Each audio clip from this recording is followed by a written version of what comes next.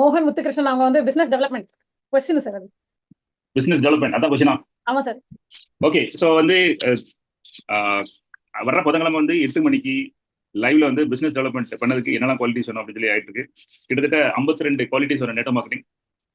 Okay, ஒரு நம்ம business பண்ணதான் டெவலப் பண்ணோம்னா கிட்டத்தட்ட 52 குவாலிட்டிஸ் அப்புறம் அது என்ன ஆகுதுன்னு நம்ம அதில் லைவ்ல பார்க்கலாம். சரியா? வெனஸ்டே வரைக்கும் வெயிட் பண்ணுங்க, அதில் டெவலப் பண்ணலாம். ஸோ டெவலப்மெண்ட் பண்ணணும் அப்படின்னு சொல்லி மெதுவாக எடுத்துட்டா என்ன, உங்களுக்கு ஸ்ட்ரேஞ்சர் கூட பேச தெரியணும், முன்ன தெரியாத கூட பேச தெரியணும், எப்படி பிசினஸ் சொல்லணும்னு தெரியணும், அது அவங்க கூட நல்ல ரிலேஷன்ஷிப் பண்ண தெரியணும், பிசினஸ்க்கு இன்வைட் பண்ண தெரியணும், ஃபாலோ பண்ண தெரியணும், நல்ல ரிலேஷன்ஷிப் கொண்டு போக தெரியணும், அப்ஜெக்ஷன் சொன்னாங்கன்னா அதை சரி பண்ண தெரியணும். அதுக்கப்புறம் அவங்க உள்ள வந்துட்டாங்கன்னா அவங்களுக்கு ஃபர்ஸ்ட் வந்த உடனே அவங்க நம்மளை பார்த்து ஓடாம இருக்கிறதுக்கு என்ன பண்ணணும் அப்படின்னு தெரியணும். அப்படி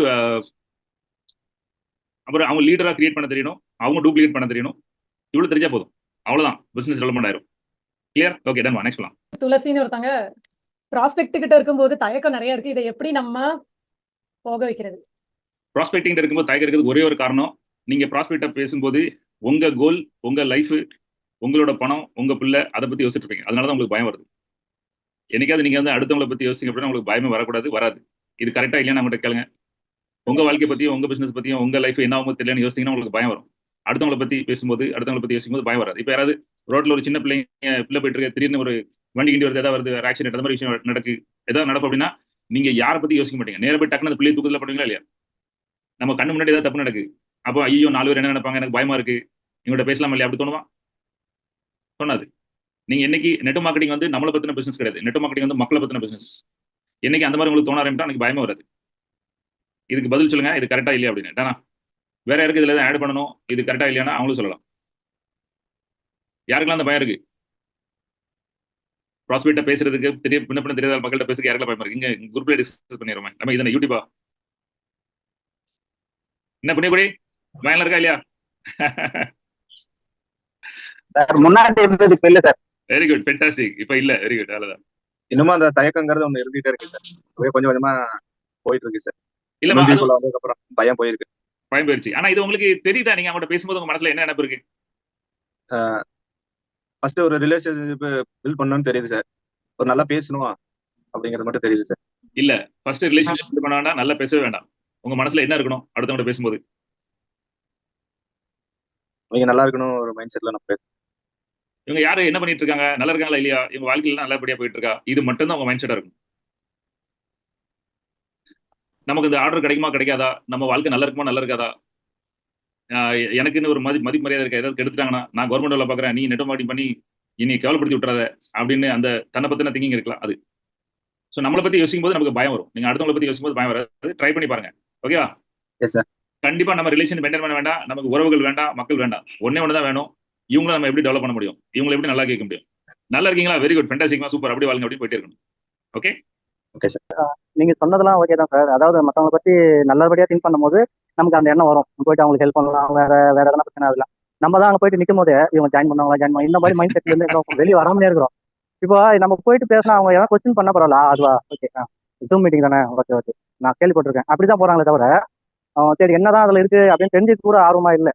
ஒரு வாரமா ஒருத்தர் போட்டு கேட்டிருக்கேன், ஆனா வந்து அவரு இன்னமும் தலையா செய்யல. பார்க்கலாம், அதுதான் சார் இருக்கு நிறைய பிரச்சனை. இதெல்லாம் போயிட்டு சொல்லும் போது அவங்க என்ன திங்கிங் இருக்காங்களேன்னு முதல்ல நமக்கு தெரியும். கிளியரா துளசி, கரெக்டா இருக்கா?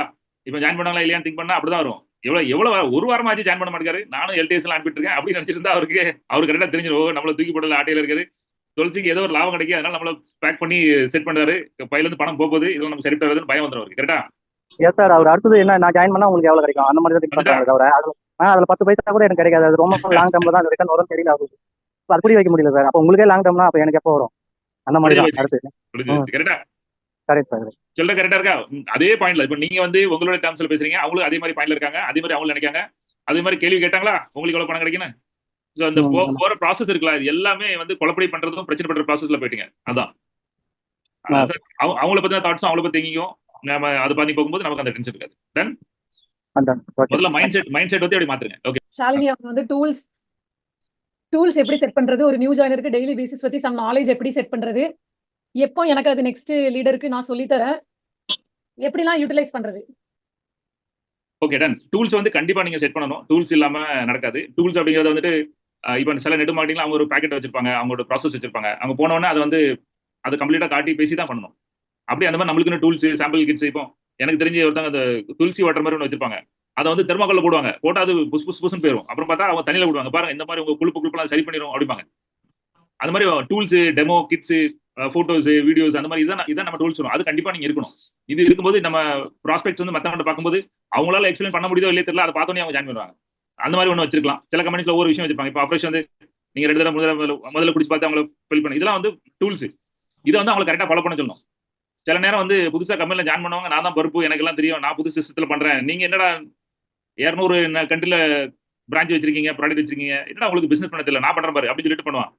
அப்புறம் கொஞ்சம் கழிச்சு என்ன நீங்க கம்பெனி பேர் வச்சிருக்கீங்க, நீங்க வந்து கம்பெனி பேர் இப்படி மாத்தி வைக்கலாம் அப்படிமா நமக்கு அட்வைஸ் கொடுப்பாங்க. ஏன் தம்பி இங்க வா, நீ எதை மாத்தணும் மாத்தக்கூடாது அப்படிங்கிறது ஒரு கணக்கு இருக்கு அப்படி சொல்லிட்டு நீங்க வந்து ஒரு டூல்ஸ் ரெகுலரா வச்சிருக்கணும். பட் அகைன் சொல்லதுக்கு முன்னாடி ஏன் இதை செய்யணும் அப்படிங்கிறத சொல்லுங்க. நிறைய லீடர்ஸ் என்ன சொல்லுவாங்க, ஏய் நான் சொல்லது கேளு, நீ அப்படின்னா நான் அப்படின்னா யார் இந்த கம்பெனி சீனியர் சொல்லது கேளு அப்படிமா. இது ஆக்சுவலி முட்டாதனம். யான்னு சொன்னா யாரும் கேட்க மாட்டாங்க. வெறும் செய்ய சொன்னா கேட்க மாட்டாங்க. அது நம்ம ஏன் செய்யறோம், நம்ம எதுக்கு செய்யறோம் அப்படின்னு சொன்னா எல்லாரும் கேட்பாங்க. நேற்று நம்ம ஸ்டூடெண்ட்ஸ் ஒருத்தவங்க வந்து அடிஷனலி நம்ம ப்ராக்டிஸ் பண்ணிட்டு இருக்கும் சொன்னாங்க, சார் நான் வந்து கடைசியில் ப்ராக்டிஸ் பண்ணேன், நான் பணம்லாம் போட்டு தான் சரி உங்க கம்பெனி ஓடி போச்சுன்னா அப்படின்னு கேட்டாங்கன்னா அது என்ன பதில் சொன்னா ப்ராக்டிஸ் பண்ணிட்டு எம்எம்ஜி ரூல்ஸ் பிரகாரம் வந்து என்ன நம்பர்ஸ்ல வருதோ கண்டிப்பா அந்த நம்பர்ல பேசி ஆகணும். யாருமே விடல, நான் கடைசியில் பேசுறேன் சார், நான் கொஞ்சம் ப்ராக்டிஸ் பண்ணிட்டேன், அவருக்கு கதையை விட முடியாது, பேசிதான் ஆகணும், இதான் ரூல்ஸ் சொன்னாங்க. நான் பேசுறேன் அப்படிங்கிறது வெயிட், நான் கடைசியில் பேசுறேன் சார் அப்படின்னு. அதெல்லாம் கிடையாது, நம்ம ரூல்ஸ் என்னது, எம்எம்ஜி கல்ச்சர் என்னது, லைன் பிரகாரம் பேசி தான் அப்படின்னு. இல்ல சார் நான் குழந்தைக்கு சாப்பாடு விட்டுட்டு, ஐயோ சரி நீங்க சாப்பாடு விட்டுங்க, நம்ம கடைசியில் பேசலாம் அப்படின்னு. நம்ம ஏன் இதை செய்யறோம் அப்படிங்கிறது நம்ம டீமுக்கு சொல்லிக் கொடுக்குறோம். அப்பதான் அவங்க வந்து பண்ண மாட்டாங்க. பாதாம் சாப்பிடும்போது முதல் நாள் நைட்ல ஊற வச்சு அடுத்த நாள் தோலியை உரிச்சு சாப்பிடுங்க, அதான் நல்லது அப்படின்னா, இவன் என்னடா பாதாம் உரிச்சு சாப்பிடுறதுலாம், நான் அப்படியே சாப்பிடுறேன், நிறைய பொருள்ல வந்து நீங்க பாத்தீங்கன்னா தோல்ல தான் சக்தி இருக்கு, இவன் என்ன இப்படி சொல்லலாம் அப்படின்னு சொல்லி அந்த அறிவாளி யாரும் கிடையாது, நான் தான்.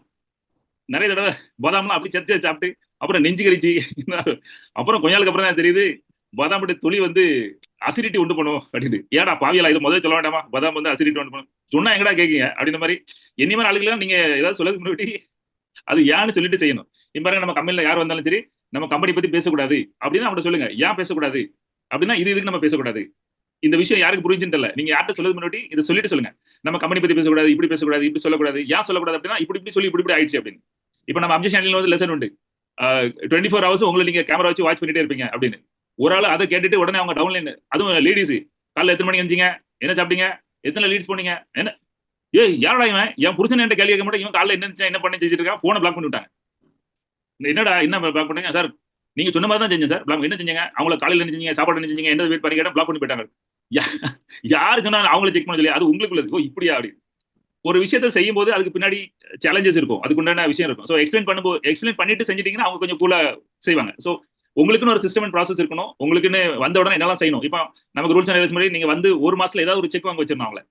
அதுக்கு நம்ம புத்திசாலி பசங்க என்ன பண்ணுவாங்க அப்படின்னா, அவன் அப்பா சித்தமா மாமன் அம்மா தம்பி தங்கச்சி அவங்களையும் ஒரு ஐடியா போட்டு ஒரு வீட்டுல எவ்வளவு கொள்ளையடிக்குமே கொள்ளையடிச்சு, இந்தாங்க பாருங்க நீங்க எவ்வளவு சக்சஸ் ஆயிட்டீங்க, நீங்க 20 லட்சம் போட்டீங்களா, இந்தாங்க உங்க 20,000 ரூபாய், எவ்வளவு லாஸ். ஆனா பாவி நம்ம வாங்கின கிடைக்கும் நமக்கு லாபம் கொடுத்து எப்படி அளவு கொடுத்து நிறைய அப்ளைன் பண்ணி போயிருவாங்க. ஸோ அந்த மாதிரி ஒரு சிஸ்டம் அண்ட் ப்ராசஸ் வச்சு அவங்களை அது ஒரு சிஸ்டம் அந்த மாதிரி அவங்களுக்கு சொல்லிக் கொடுங்க. இது அகைன் ஒவ்வொரு கம்பெனிக்கு ஒன்னொன்னு வேறுபடும். நம்ம கம்பெனில வந்து நேரம் வந்து ப்ராடக்ட்டை பத்தி பேச மாட்டோம், நம்ம கம்பெனில வெறும் பிசினஸ் பத்தி பேச மாட்டோம். அப்படி ஒவ்வொரு கம்பெனிக்கு ஒன்னொன்னு இருக்கு. அது உங்க கம்பெனிஸ்ல எது சரிப்பட்டு வரும்னு பார்த்துட்டு நீங்க ஒன்று கிரியேட் பண்ணுங்க. பட் என்ன மாதிரி விஷயங்கள்லாம் பார்த்தேன் அப்படின்னா, அதுக்கப்புறம் கொஞ்சம் அங்கங்க நம்ம மாத்திக்கலாம், கொஞ்சம் மாத்திக்கலாம்.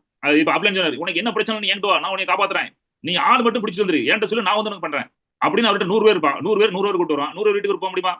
அப்புறம் கொஞ்ச நாள் கழிச்சு தெரியும் இவரால் வர முடியாது. அப்ப என்ன பண்ணணும், நம்மளே தெரிஞ்சுக்கணும். அப்படி அந்த நீங்க படிக்க யாரா இருந்தாலும் சந்தேகப்படுங்க, இது சரிப்பட்டு வருமா சரிப்பட்டு வராது அப்படி சந்தேகப்பட்டு போங்க. இப்போ நம்ம வந்து அப்ளைன் சொல்றாரு நான் வரேன் அப்படின்னா உண்மையில வர முடியுதா? வர முடியல. ஓகே, நீங்க ஒண்ணும் வேண்டாம், நீங்க எல்டிபி அட்டன் பண்ணா மட்டும் போதும். நீங்க 7 மணிக்கு எங்க ஜூம் மீட்டிங் அட்டன் பண்ணா மட்டும் போதும். கூட்டம் வந்துட்டோம், அதோட நம்பர் பிளாக் பண்ணிட்டு போறோம் தான் வர மாட்டான், போன் அடிச்சா இருக்க மாட்டான். அப்ப என்ன பண்ணும், கம்பெனில சொல்லிக் கொடுக்க தப்பு, நம்ம லீடர் சொல்லிக் கொடுக்க தப்பு, இதை மாத்தணும். என்ன பண்ணோம், நம்ம அவங்க ஜூம் மீட்டிங் வரது முன்னாடி நம்மளுக்கு அவங்களுக்கு நல்ல ரிலேஷன் டெவலப் பண்ணும். அப்படியே ஜூம் மீட்டிங் வந்துட்டு பிடிக்காம பண்ணாலும் நம்மளுக்கு அவங்களுக்கு ரிலேஷன்ஷிப் இருக்கணும்.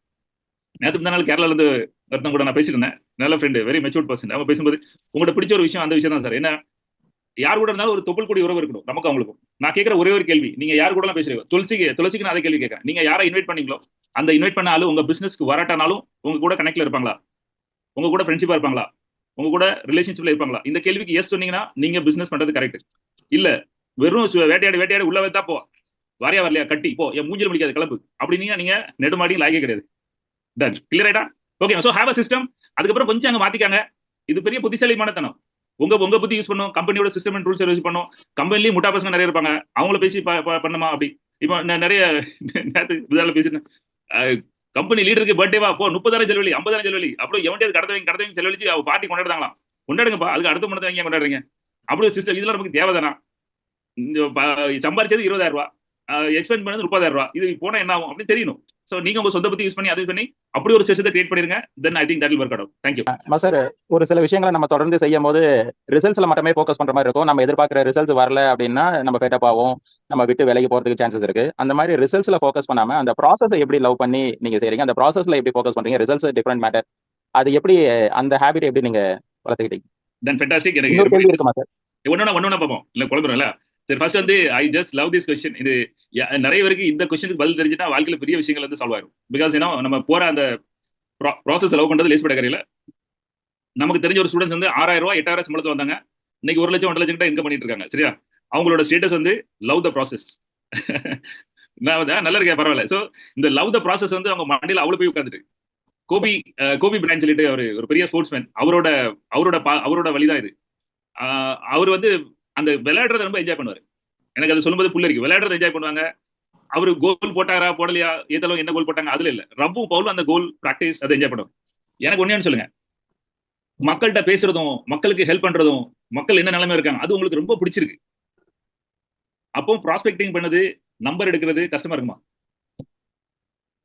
இல்ல, அது பிடிச்சிருக்குன்னும் போது அது கஷ்டமா இருக்காது. பட் ஆனா நம்ம வந்து அந்த எண்ட் ஆஃப் த டே அந்த monthly commitment, EMI, financial commitment, அந்த பிசினஸ் அதுல போய் மாற்றோம். அது என்னதான் இருந்தாலும் அதுல அப்படி போய் பேசக்கூடாது அப்படின்னு நம்ம நினைச்சாலும் 1 மாசம் 2 மாசம் 3 மாசம் கண்டிப்பா போது. பட் ஆனா 4வது மாசம் சரி ரைட் ரிசல்ட்ஸ் வரலன்னும் போது மறுபடியும் அந்த ப்ராசஸ்க்குள்ள தான் நம்ம இருக்கணும். அந்த ப்ராசஸை டெவலப் பண்ணணும். அந்த மைண்ட் செட்டுக்குள்ள மறுபடியும் எப்படி கொண்டு வரது அந்த டிஸ்டர்ப் ஆகாம அப்படிங்கிறது தான். எல்லா வைஃப் மாரும் சொல்றது என்னன்னா, அவங்க அம்மா வந்து நல்லா வளர்த்திருந்தா இப்படி ஒரு பிள்ளை கொடுப்பாங்களா, அவன் வளர்க்க முடியாதனால என் தலையில கட்டி விட்டு போயிட்டாங்க, இதுக்கப்புறம் இந்த சனியை நான் வளர்க்க வேண்டியதா இருக்கு அப்படின்னு ஒவ்வொரு வைஃபும் ஹஸ்பண்டை பார்த்து நினைக்கிற விஷயம். கரெக்டா இல்லையா? சரி, பப்ளிக்ல சொல்ல வேண்டாம், பட் அப்படி நினைப்பேன். எம்எம்ஜிக்கு வரதுக்கு முன்னாடி என்னென்னலாம் பாவம் பண்ணுமோ, அநியாயம் பண்ணுமோ, போதுமான டேமேஜ் பண்ணிட்டு கடைசி மூமெண்ட்ல சார் காப்பாத்துங்க அப்படின்னு வருது. சரியா? இப்ப நான் சொல்ற கதைக்கு இதுக்கு சம்மந்தம் இருக்கு, நான் வரேன். ஓகே, இப்போ ஒவ்வொரு மாசம் நம்ம கமிட்மெண்ட் இருக்கு, அது இருக்கு. நீங்க சொல்லுங்க சார் லவ் பண்ணுங்கன்னு, ஒரு லவ் பண்ணி ஒருத்தன் உள்ள வரல, ஜாயின் பண்ணல, எண்டாவது துட்டுக்கு என்ன பண்ண, உங்க லவ் வச்சு நாக்க வலிக்க முடியும் அப்படி கேட்கறது எனக்கு புரியுது. நான் என்ன சொல்றேன்னா, உங்களை எவன் இந்த கமிட்மெண்ட்ல போச்சோன்னா நீங்க என்ன பண்ணாலும் சரி அங்க போய் ஏன் மாட்டீங்க? நீங்க எதுக்கு காலை தூக்கி இங்க இருந்து 7வது படியில விட்டு வைக்கீங்க? ஏன் ஒவ்வொரு படியில வைக்கல? சரி, ஒவ்வொரு படியில வைக்கும் போதும் ஆப்பு வரும், பிரச்சனை வரும், நஷ்டம் வரும்னு ஏன் நீங்க யோசிக்கல? எல்லாமே நல்லதுதான் நடக்கும். இந்த பிரபஞ்சம் கிட்ட கேட்டா எல்லாம் நல்லதா நடந்துரும். பி பாசிட்டிவ்னு நிறைய வீடியோ பார்த்திருப்பீங்க நினைக்கிறேன். அந்த மாதிரி கேட்டு நீங்க பி பாசிட்டிவ்ல எல்லாம் நல்லதா நடக்கும் போயிருப்பீங்க. நல்லது நடக்கும்போது நான் இதெல்லாம் கெட்டது நடக்கிறத பத்தி யோசிங்க. அதெல்லாம் ஏன் நீங்க பிளான் பண்ணல? டன். சோ போதுமான டேமேஜ் பண்ணி வச்சுட்டு அதுல நீங்க இந்த ப்ராசஸ் பண்ணி லவ் பண்ணீங்கன்னா மண்டை காஞ்சிரும். மாசம் இவ்வளவு ரூபா கட்டி ஆகணும். என்ன சொல்லணும், போதுமான டேமேஜ் பண்ணி வச்சுட்டு எங்கெங்கெல்லாம் கடத்த வாங்கி என்ன ஜோலி முடிக்கணும் முடிச்சு வச்சுட்டு அப்புறம் வந்து நான் லவ் த ப்ராசஸ்னா ஒரு தாலி வேலை செய்யுது. அதோட வலியும் வேதனையும் வந்து அனுபவிக்கணும். அதே நேரம் இப்ப என்ஜாய் பண்ற அந்த மைண்ட் செட் வந்துருச்சு. ஆனா இருந்தாலும் அது உள்ளுக்குள்ள இருக்க அந்த ஃபீல், அந்த பயத்தை உடைக்கிறதுக்கு தான் எம்எம்ஜி அப்படின்ற விஷயத்துக்குள்ள இருக்கிறது.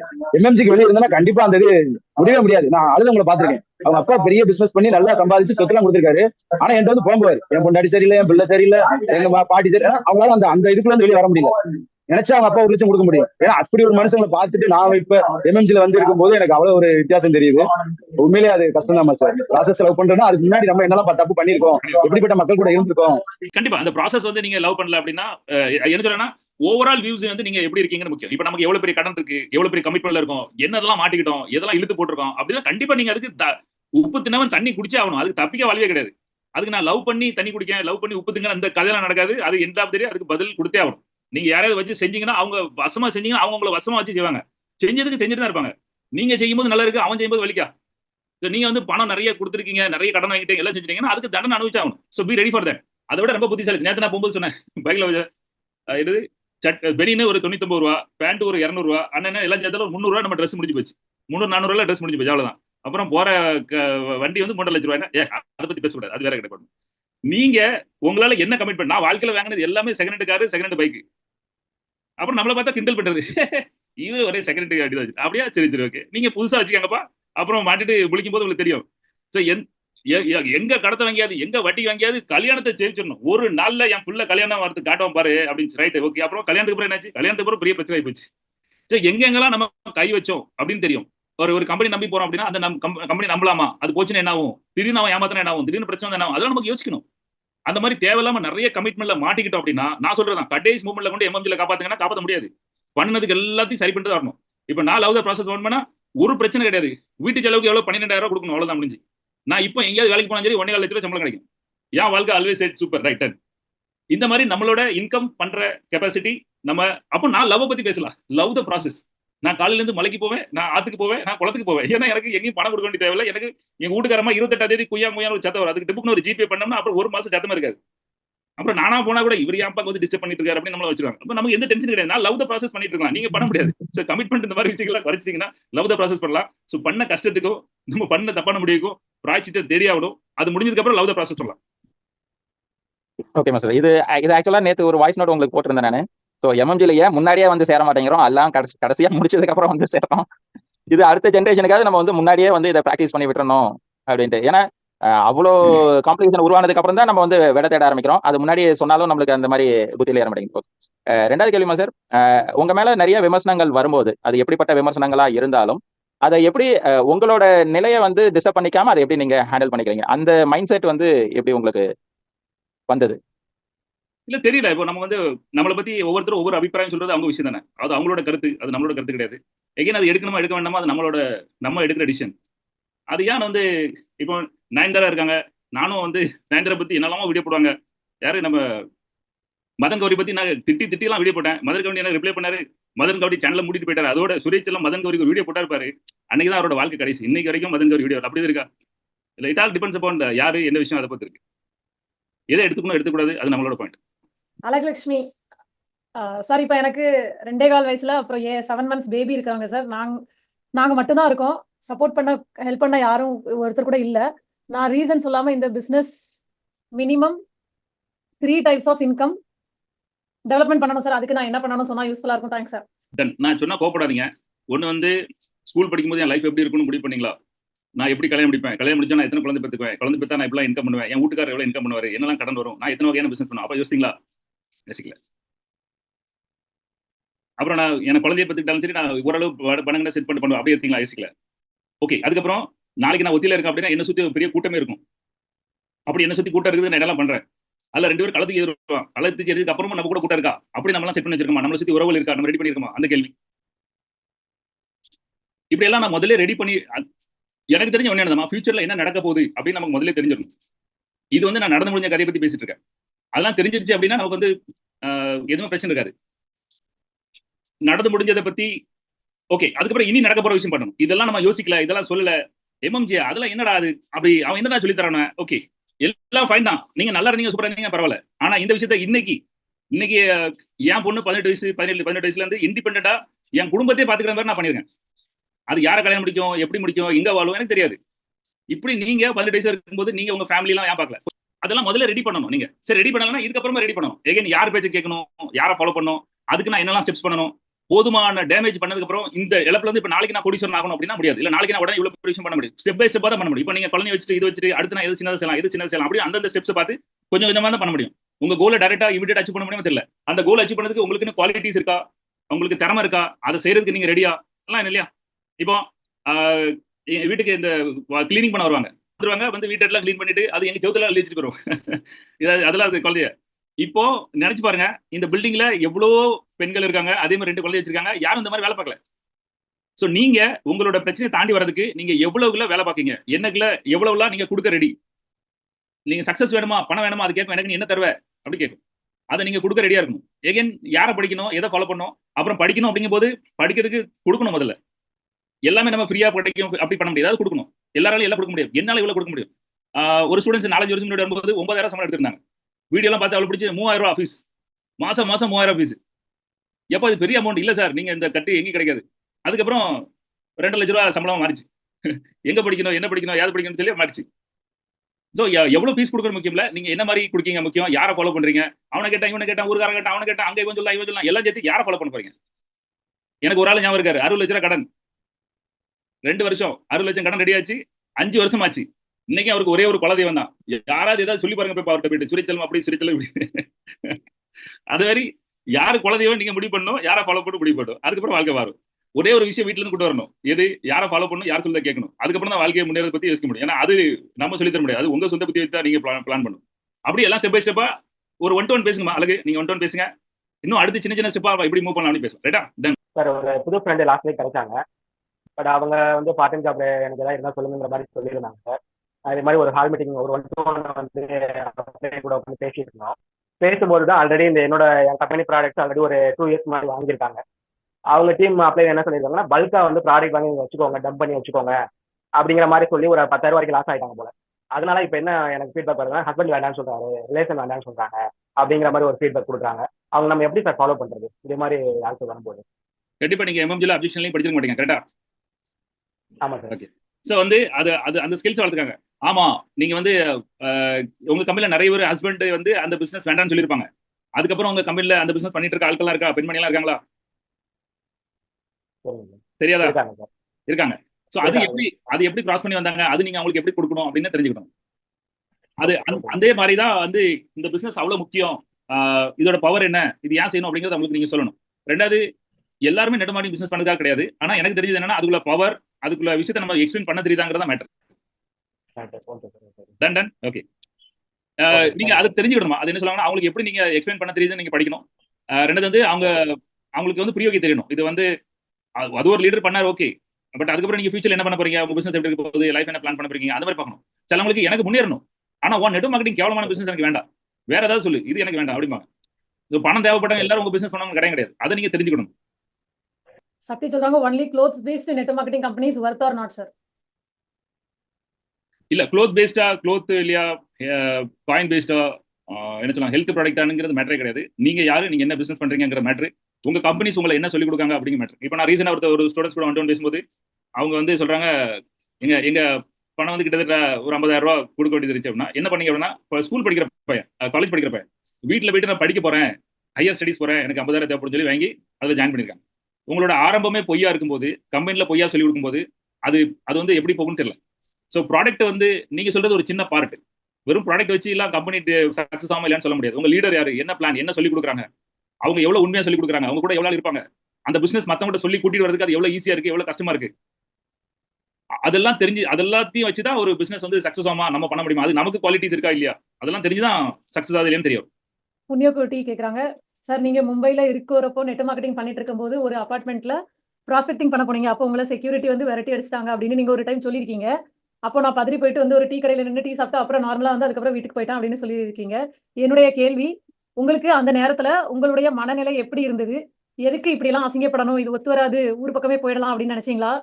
ரெண்டாவது, இந்த மாதிரி சிச்சுவேஷன் அமையும் போது நீங்க 30 days 30 க்ளோசிங் பண்ணியிருக்கீங்க. இந்த சிச்சுவேஷன் ஆன பிறகு அதுக்கப்புறம் 30 days 30 க்ளோசிங் பண்றதுக்கான காலக்கெடு எவ்வளவு? அதுக்கு நீங்க என்னெல்லாம் பண்ணீங்க? உங்க மனநிலையை எந்த மாதிரி மாத்திக்கிட்டீங்க? என்ன மாதிரி படிச்சீங்க? அது எப்படி சாத்தியமானது? அடுத்த 7 நிமிஷம் அந்த ஒரே கொஸ்டின்ல போய் நினைக்கிறேன். எனக்கு ஒவ்வொரு ஸ்டெப்பா சொல்லுங்க. ஃபர்ஸ்ட் நிறைய கேள்வி இருக்குதுல. முதல் கேள்வி என்னது? நீங்க கம்பெனில ஒர்க் பண்ணும்போது ஒரு சொசைட்டில செக்யூரிட்டி கார்டு வந்து உங்களை விரட்டிட்டாங்களாம். அது நீங்க ஒரு டைம் ஷேர் பண்ணிருந்தீங்க. அப்போ உங்க மனநிலை வந்து எப்படி இருந்துச்சு? ஏன் இப்படி அசிங்கப்படணும், ஊருக்கே போயிடலாம் அப்படின்னு நினைச்சீங்களா?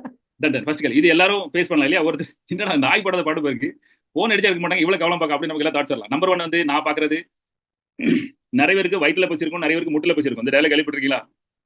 நான் இது பண்ணும்போது கல்யாணம் முடிஞ்சு எனக்கு குழந்தை இருக்கு. ஓகே, நான் எங்க போய் நான் ஜாயின் பண்ணிருக்கேன் டீம்ல பார்த்தா 30-35 பேரு, அவ்வளவு பேரும் வாலி பசங்க. நான் வந்து 8 வருஷம் ஒரு ப்ராடக்ட் ஃபண்ட் கிராஜுவேட் அந்த கம்பெனில வேலை பார்த்துட்டு அப்படி சேஞ்ச் பண்ணிட்டு நான் அந்த கம்பெனி போலான்னு இருக்கேன். அப்போ வந்து பார்த்தா இப்படி வேலை தான் கிடைச்சிருக்கு. அமைதியா உட்காந்துருக்கேன், என்ன பண்ண தெரியல, நமக்கு வயிறு பசி.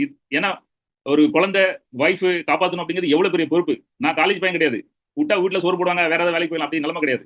ஸோ நம்பர் 1 எனக்கு வயிற்றுல பசி, என் குடும்பத்தை காப்பாற்றணும், பிள்ளை குழந்தைய காப்பாற்றணும். அந்த வழியில இருக்கும்போது நான் எங்கேயுமே பண்ண முடியாது.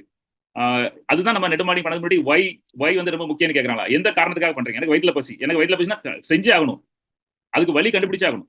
அப்படி. ரெண்டாவது வந்து நம்ம போகும்போது ஒவ்வொருத்தரும் ஒவ்வொரு விதமா எடுத்துக்கிட்டாங்க இல்லையா? அமிதாப் பச்சன் டயலாக் மாதிரி, அவனுக்கு என்கிட்ட என்ன தெரிஞ்சுக்கணுமோ அதை தெரிஞ்சுக்கிட்டான். நம்மளை பார்த்தா சேல்ஸ்மேன் நினைச்சிருக்கான், அதை திட்டான். Okay right. அதுக்காக நான் வாழ்க்கையில சேல்ஸ்மேன் விட்டுற முடியுமா? இன்னைக்கு அவன் சொல்லதை மட்டும் கேட்டு நான் எங்கேயாவது போய் சாரி தப்பா எனக்கு ஏதாவது அக்கௌண்ட்ஸ் வேலை அந்த வேலை வீட்டுல பார்த்துருந்தா என் நிலைமை என்ன இருக்கும் இன்னைக்கு? அன்னைக்கு யாராச்சும் தோசையில ரோட்ல இது இட்லி கடை வச்சிருந்தேன், தோசை கடை வச்சிருந்தேன், அது வேலை செய்யல, ஒன்றும் வியாபாரம் ஒன்றும் பண்ணல, முடிஞ்சு போச்சு. அப்பப்போ ரோட்ல வேற அப்பப்போ இடிச்சு போட்டு போயிருவான். அப்படி என்னச்சா அப்ப நல்ல வேலை நாசமா போச்சு அப்படிங்க எல்லாரும். இல்லைன்னா இந்த ஆளு வெறும் தோசை திட்டு அந்த யூடியூப் பக்கம் வந்துருக்க மாட்டாரு. ஸோ அன்னைக்கு அதை நினைச்சு நின்றுட்டு இருந்தேன்னா அதுக்கப்புறம் நெக்ஸ்ட்ல வந்திருக்காது. ஸோ எனக்கு வந்து ஸ்ட்ராங்கான பசி, ஏதாவது செய்யணும்னு ஆசை, அந்த வழியில வந்து பின்வாங்க முடியாது. உங்க வாழ்க்கை எப்படி இருக்குன்னு நீங்க அட்ஜஸ்ட் பண்ணிட்டீங்க. இப்போ யாராவது நம்மளோட பிரச்சனை படுத்தாங்கன்னா அட்ஜஸ்ட் பண்ணி அப்படி கூட்டு போகலாம். இன்னொன்னு வச்சு செஞ்சு என்னடா பண்ண உனக்கு கிளம்புங்க இருந்து அப்படின்னு சொல்லிட்டு விரட்டலாம். அட்ஜஸ்ட் பண்றதும் நீங்க அது கூட வாழ்றதும் எதை அட்ஜஸ்ட் பண்ணீங்களோ அதான் உங்க வாழ்க்கை. நான் அட்ஜஸ்ட் பண்ணல. எனக்கு என்ன வேணுமோ வேணும். நீ உனக்கு பிடிக்கல சைட்ல போ. உன் கடையில என்ன வர விட மாட்டேன், வீட்டுக்கு வர மாட்டேன், சொசியல் வர மாட்டேன், நோ ப்ராப்ளம். எனக்கு நான் நெக்ஸ்ட் போறேன். அந்த மாதிரி ப்ராஸ்பெக்டிவ்ல கிடைச்சுதான் எனக்கு ஃப்ரெண்ட் இருக்காங்க. அவர் வந்து எனக்கு சாப்பாட்டுக்கு வழியில வேலை போச்சும் போது எனக்கு 50,000 ட்ரான்ஸ்ஃபர் பண்ணி விட்டாங்க. ப்ராஸ்பெக்ட் ஒருத்தன் என்னை விரட்டனான்னு சொல்லிட்டு நான் விட்டாம இருந்திருந்தேன்னா அவர் இன்னைக்கு வரைக்கும் கம்பெனில ஜாயின் பண்ணவே இல்லை. அவர் என் கிளைண்டே கிடையாது. ஆனா ப்ராஸ்பெக்ட் எனக்கு அவருக்கு அவ்வளோ ஒரு ஃப்ரெண்ட்ஷிப், எனக்கு 50,000 என் கஷ்டத்துக்கு ட்ரான்ஸ்ஃபர் பண்ணி விட்டார்.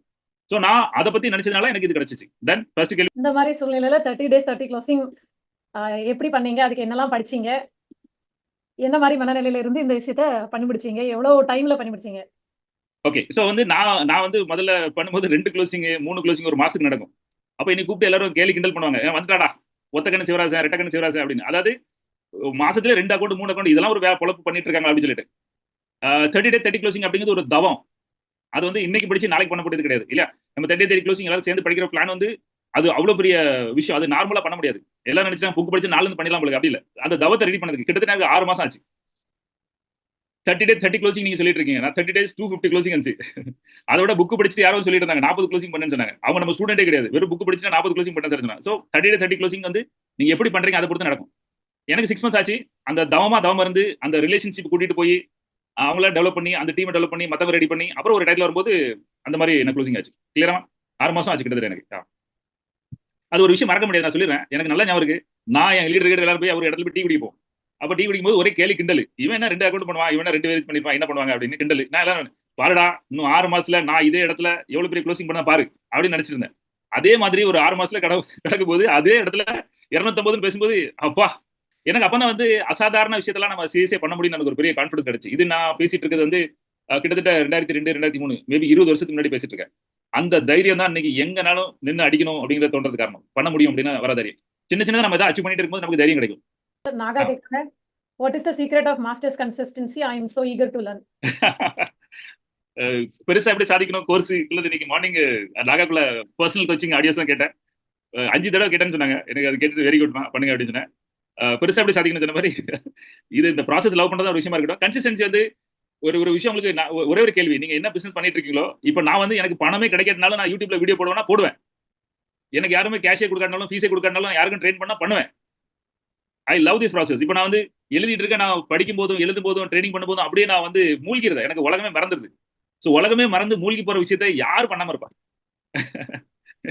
நீங்க இன்னைக்கு 68 பேர் இருக்கீங்களா, எல்லாரும் இருக்கீங்களா, நாளைக்கு ஒருத்தர் இல்லாட்டாலும் சரி யாராவது ஒருத்தர் கிடைச்சே வாங்கப்பா அப்படின்னு சொல்லி ஏதாவது சொல்லிட்டு இருப்பேன். நீங்க யாருமே வரலன்னா நான் யூடியூப்ல வீடியோ போடுவேன். 7 வியூஸ் 6 வியூஸ்னா போட்டுட்டு அது ஒரு வாங்கடா அப்படின்னா யூடியூப்ல வீடியோ பண்ணடா அப்படின்னு. when you love the process nobody can stop you. நீங்க ஏதாவது செஞ்சுட்டு திரும்பி பார்த்துட்டு யாராவது பார்க்காங்களா நல்லா இருக்கா அப்படின்னு கேட்டீங்கன்னா அன்னைக்கு ஒன்றும் பண்ண முடியாது. அல்லது ஐயோ என்ன இவன் நம்மள இப்படி செஞ்சான் அப்படின்னு அப்பவும் ஒன்றும் செய்ய முடியாது. எவன் என்ன செஞ்சாலும் செய்யறாலும் சரி ஜஸ்ட் லவ் அண்ட் ப்ராசஸ் நீங்க ஸ்டார்ட் பண்ணீங்கன்னா அது இப்ப செய்யற விஷயங்களை அவ்வளவு லவ் பண்ணி பண்ணீங்கன்னா அவங்களை யாருமே ஸ்டாப் பண்ண முடியாது.